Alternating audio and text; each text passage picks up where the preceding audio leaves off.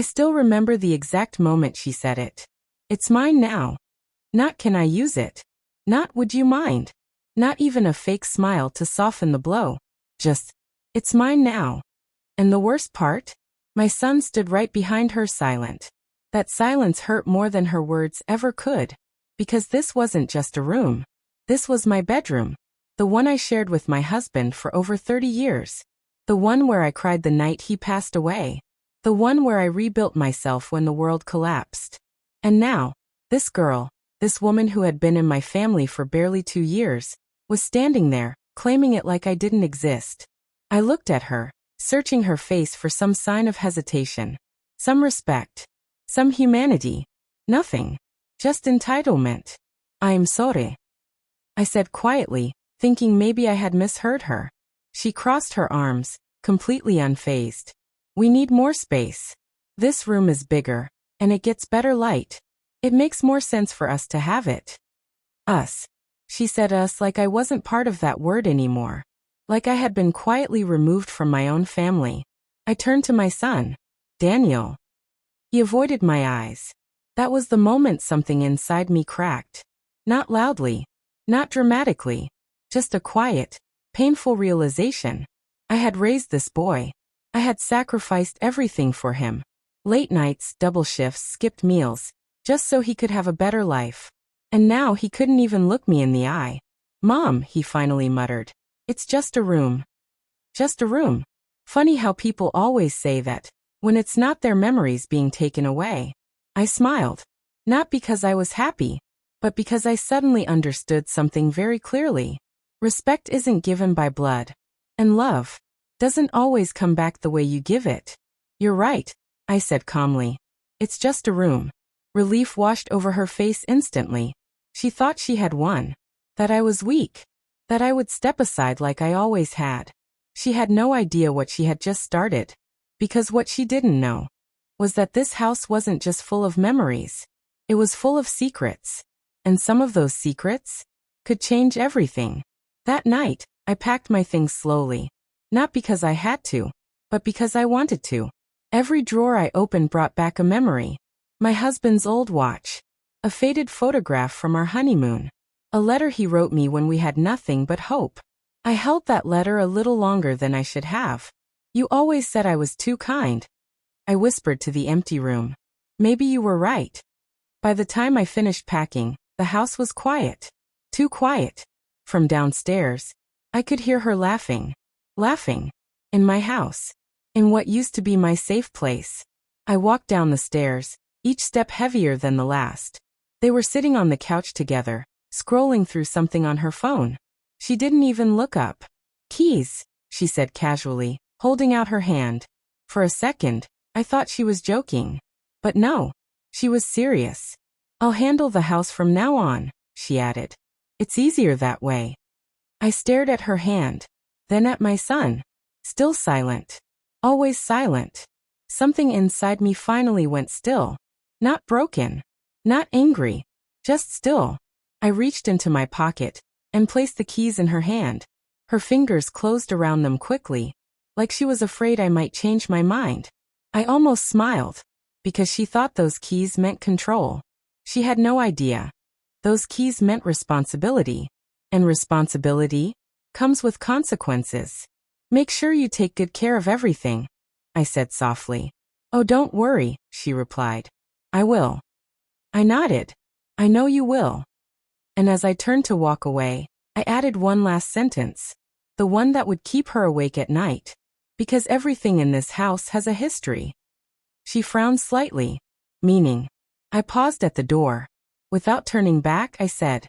Meaning some things don't belong to you. No matter how much you think they do. Then I stepped outside. Into the cold night air. Free. But not defeated. I didn't go far that night. Just far enough. Far enough to let them think they had won. I checked into a small motel on the edge of town. Nothing fancy. Just a quiet place with thin walls and a flickering lamp. For the first time in years, I was alone. Truly alone. No responsibilities. No expectations. No one calling my name. It should have felt empty. But instead, it felt peaceful. I sat on the edge of the bed, staring at my phone. No messages. Not from my son. Not from her. Of course not. Why would they? In their minds, everything was settled. The room was hers. The house was theirs. And I was just extra. I let out a small laugh. Not bitter. Not sad. Just aware. Because what they didn't understand was something very simple. I hadn't left because I was pushed out. I left because I chose to. And choices? They change everything. The next morning, I woke up earlier than usual. Old habits. I made myself a cup of coffee and sat by the window, watching the sun slowly rise. For years, my mornings had been filled with noise, cooking, cleaning, making sure everyone else's day started smoothly. But now? Silence. And in that silence, clarity. I picked up my phone and opened my contacts. There was one name I hadn't called in a long time. Not because I couldn't, but because I didn't need to. Until now. I hesitated for a moment, then pressed dial. The line rang twice. Hello.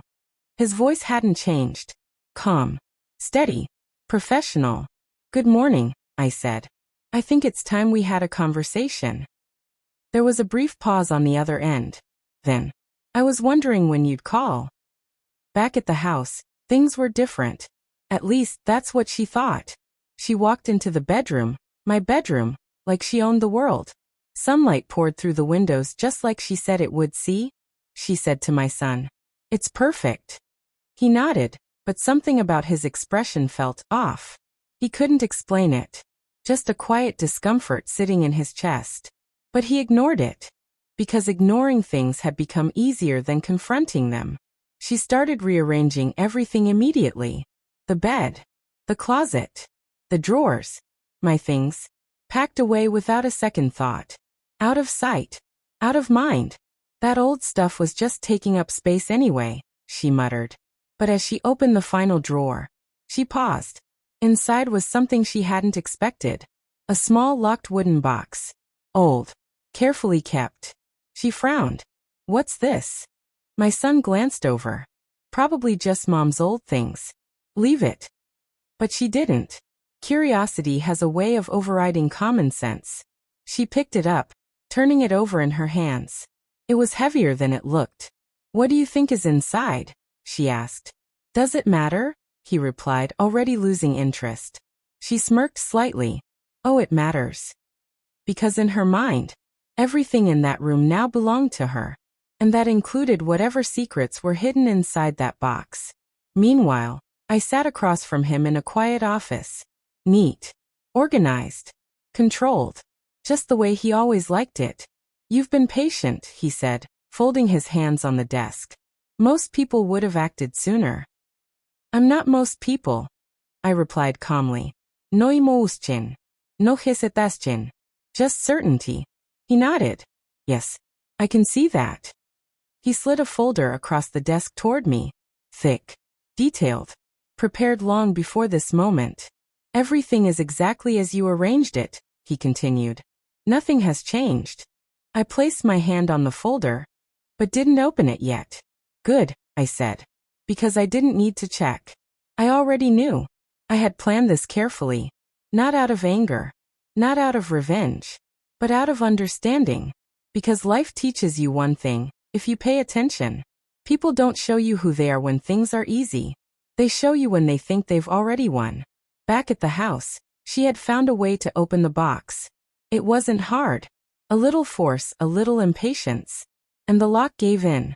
See, she said with a small laugh. Nothing to it.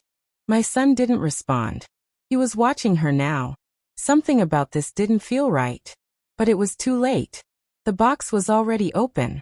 Inside were papers. Carefully folded. Official. Important.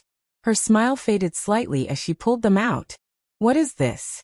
She began scanning the first page. Then the second. Then the third. And slowly, her expression changed.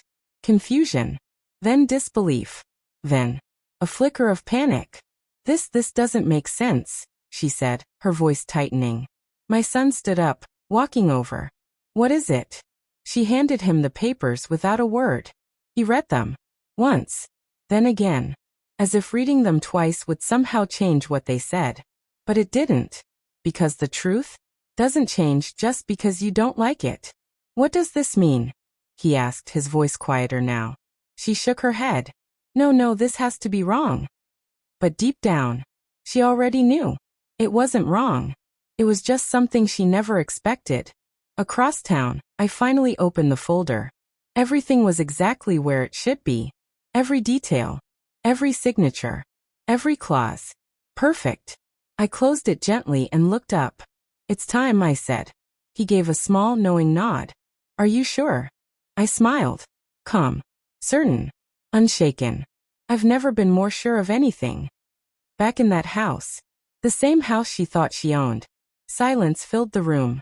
Heavy. Uncomfortable. Unavoidable. Because the words on those papers were clear. Undeniable.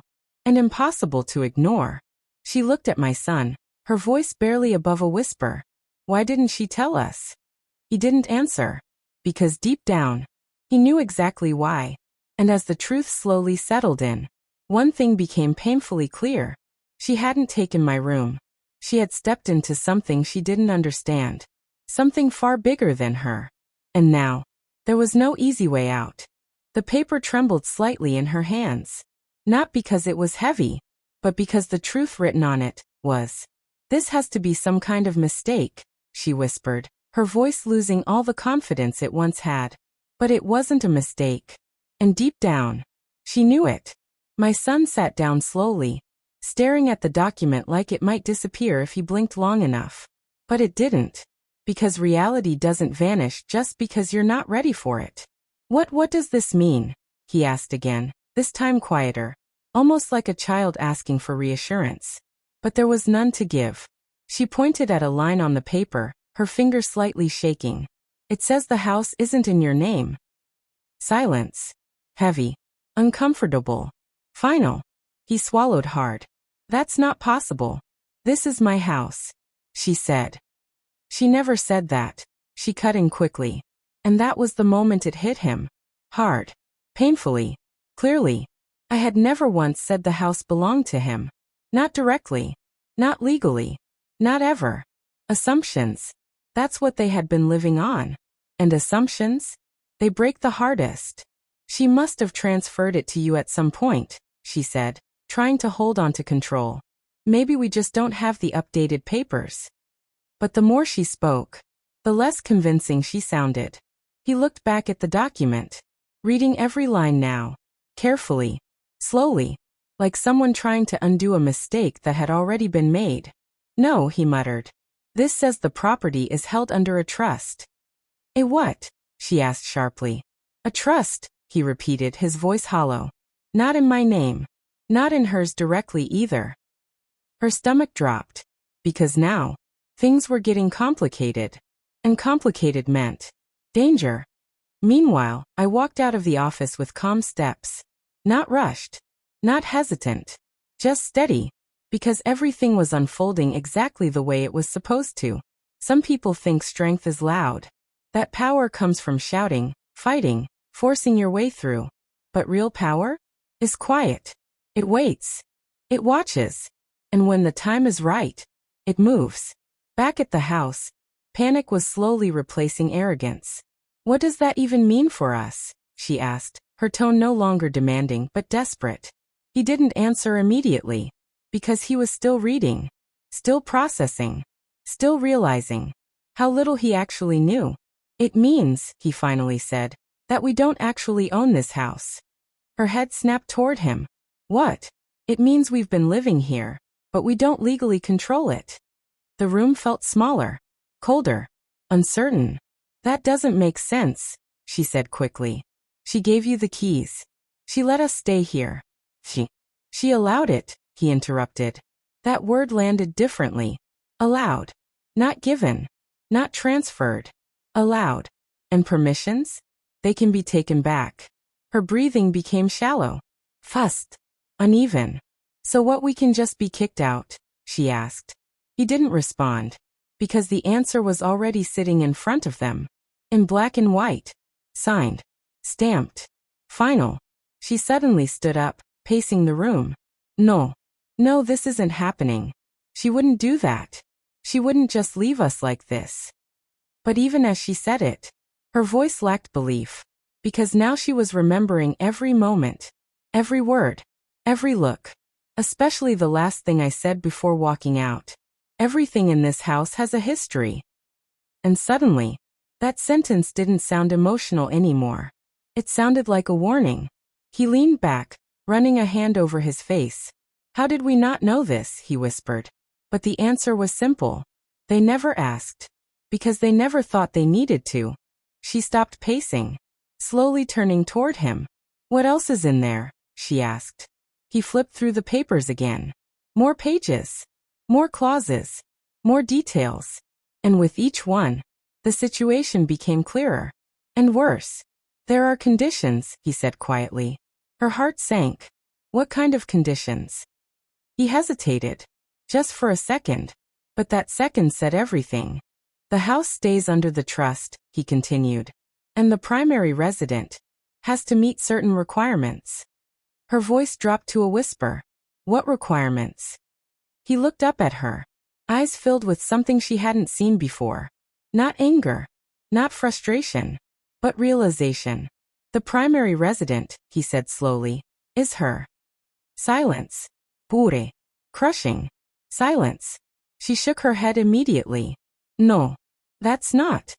If she's not living here, he continued, then the trust terms change. Her chest tightened. How? He swallowed. Hard. The house can be reassigned, or sold. The words hit like a wave.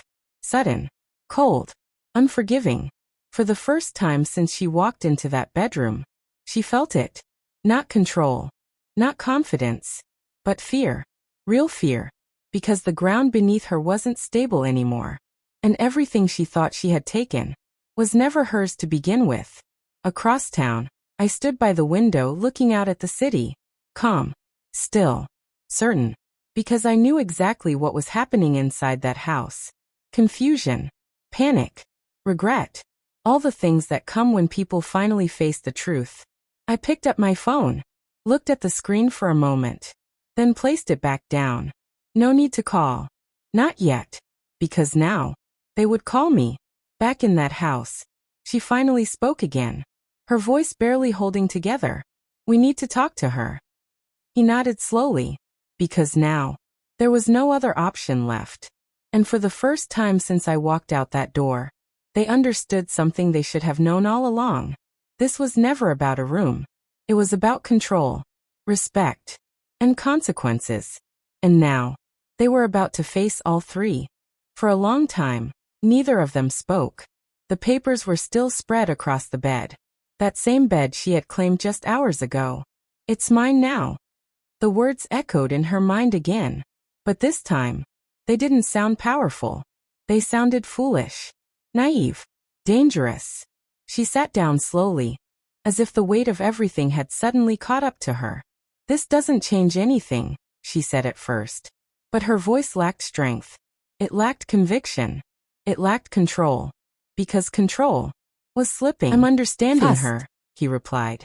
And that difference, it changed everything. For the first time, she felt alone in that room. Not physically, but emotionally. And that feeling was terrifying. Her mind raced, trying to find control, trying to find an angle, trying to fix what had already started breaking. We'll call her, she said quickly. We'll talk it out. She's your mother. She won't let this go that far. But even as she said it, she remembered something. The way I had looked at her. Calm. Still. Unshaken. That wasn't someone reacting emotionally. That was someone who had already decided. He nodded slowly. Yet we'll call her. But his tone didn't sound hopeful. It sounded careful. Like someone walking on ground that might collapse. She grabbed her phone immediately. Hands slightly shaking. Not from anger, but from uncertainty. She scrolled to my name. Paused. For just a second. Then pressed call. Across town my phone lit up. I looked at the screen. Their name. Just like I knew it would be. Right on time. I let it ring. Once. Twice. 3 times. Not because I didn't want to answer. But because timing matters. And right now, they needed to feel it. The waiting, the uncertainty, the lack of control. Back in the room, her anxiety grew with every ring. Why isn't she answering? She whispered. He didn't reply, because deep down, he knew. On the fourth ring, I answered. Hello. My voice was calm, neutral, unreadable. She spoke first. Fussed, rushed, almost desperate. We need to talk. A small pause. Then I replied. About what? Simple, direct. But that question? It forced truth. She hesitated. For the first time, she didn't have immediate control of the conversation. The house, she said finally. Another pause. Then, what about it? Still calm, still steady, still in control. She glanced at my son, silently asking for help. But this time, he didn't jump in, because this conversation wasn't his to lead anymore. She swallowed hard. We found the documents. I assumed you would, I replied. No surprise. No panique. Just quiet acknowledgement. Her grip tightened around the phone. Why didn't you tell us? There it was. The question she thought would shift everything. But it didn't. Tell you what? I asked calmly. That the house isn't his, she snapped. Finally, emotion breaking through. A small silence followed. Then I spoke. You never asked. The same words. The same truth. But hearing it from me? It hit differently. Harder. Deeper. That's not fair, she said quickly. We had a right to know. A right? I repeated softly. And that single word carried weight. Yes, she insisted. We live here. I let a small pause settle before answering. Living somewhere doesn't make it yours. Silence. Again.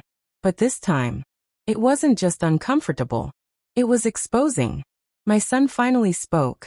Mom. His voice was softer than before. Careful. Respectful. Something he hadn't shown earlier. We didn't understand. And that sentence changed everything. Because it wasn't defensive. It wasn't entitled. It was honest. I closed my eyes for a brief moment, taking that in. Because honesty is where change begins. I know, I replied quietly. And for the first time since the call started, my tone softened. Just slightly. She noticed it immediately. And tried to step in again. So we can fix this, right? We'll figure something out. But now, I wasn't talking to her. Not really. This was never about fixing anything, I said. It was about understanding.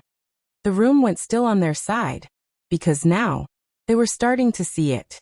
You thought the house was yours, I continued. You thought the space was yours. You thought I would always adjust. Each sentence, measured, precise, true. No one interrupted. Because there was nothing to interrupt. But respect, I said finally, isn't automatic. It's shown. And it's returned. Her eyes filled with something unfamiliar. Not anger. Not arrogance. But something much quieter. Regret. We didn't mean, she started.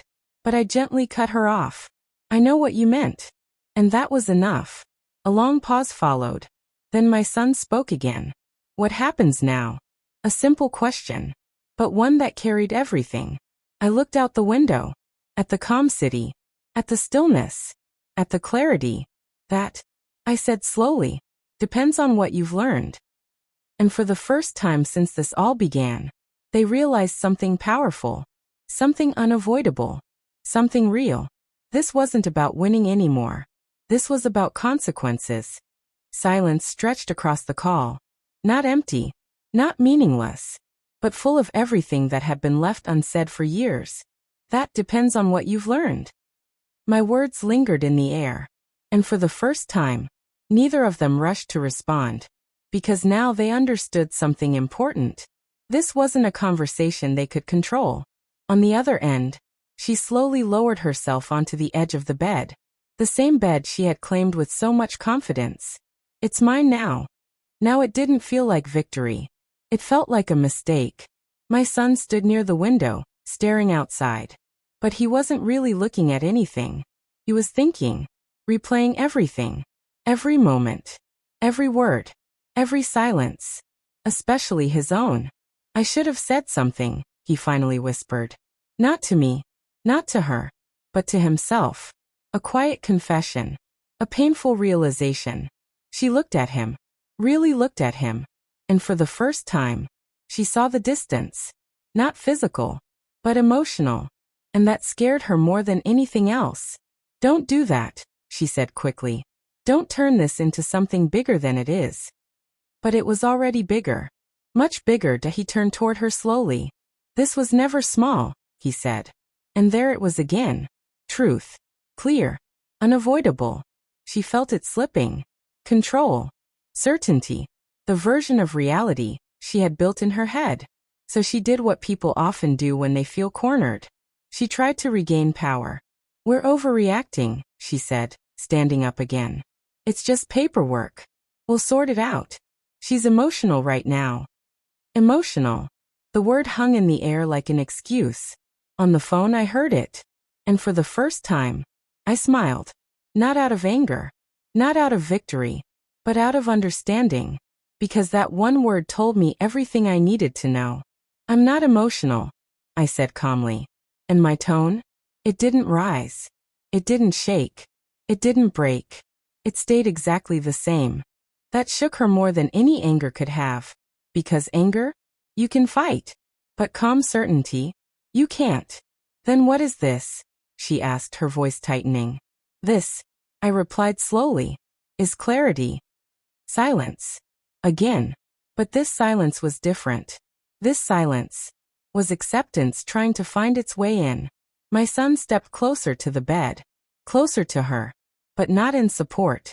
Not this time. Stop, he said quietly. She blinked. What? Stop trying to twist this. The words landed heavy. Unexpected. Final. Her eyes widened slightly. Because this version of him? She wasn't used to. We were wrong, he continued.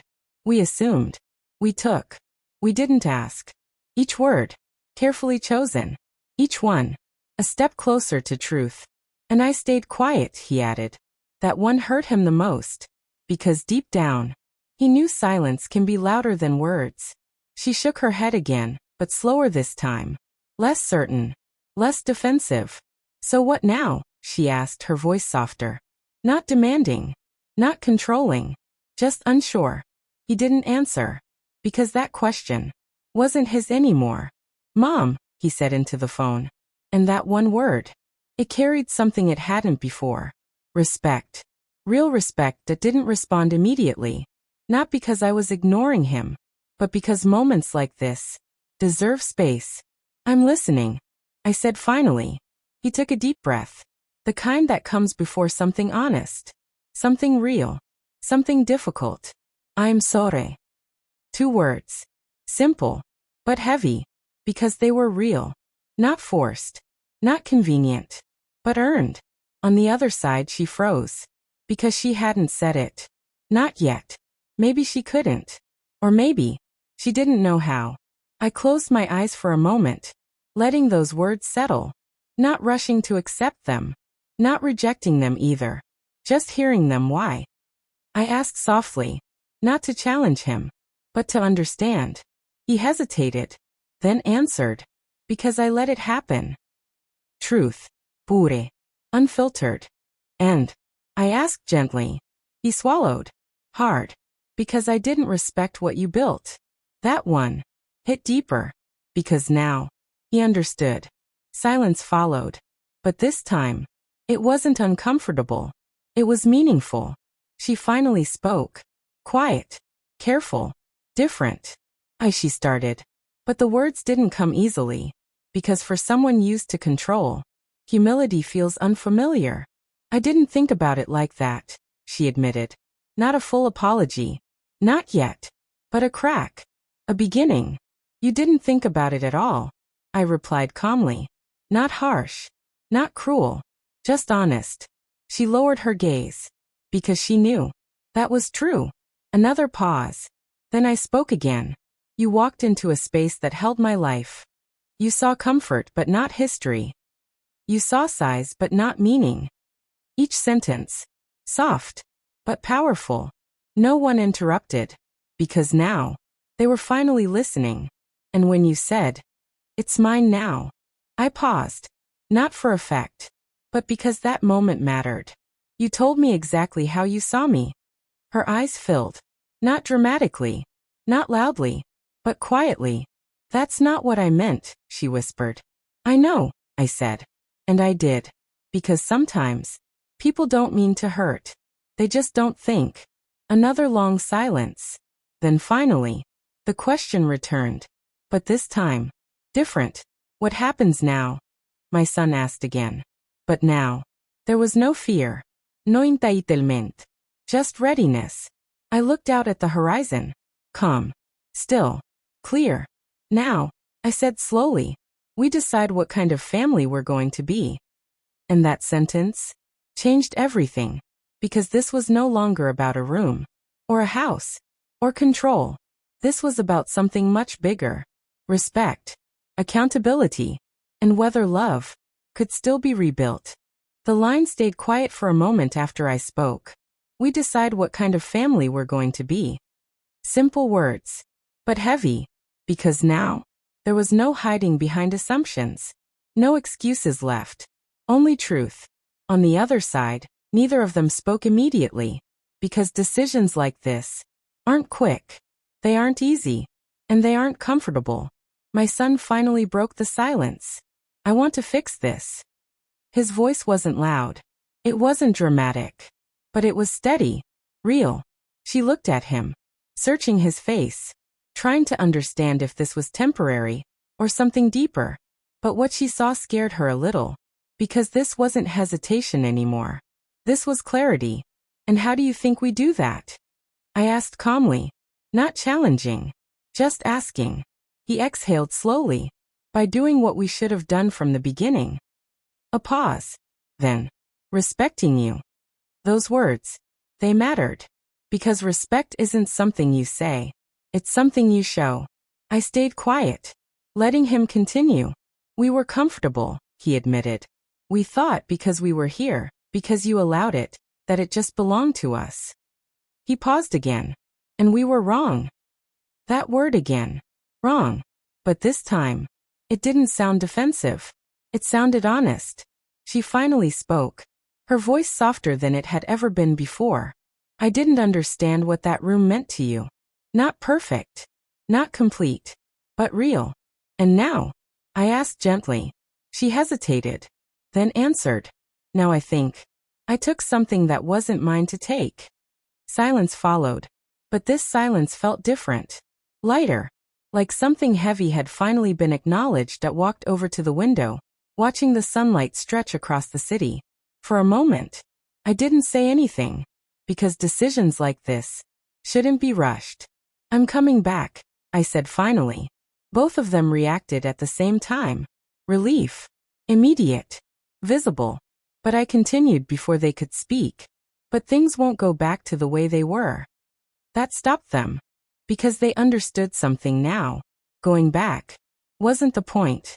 "When I come back," I continued, "we start differently." My son nodded immediately. "Yes. Of course. No hesitation. No conditions."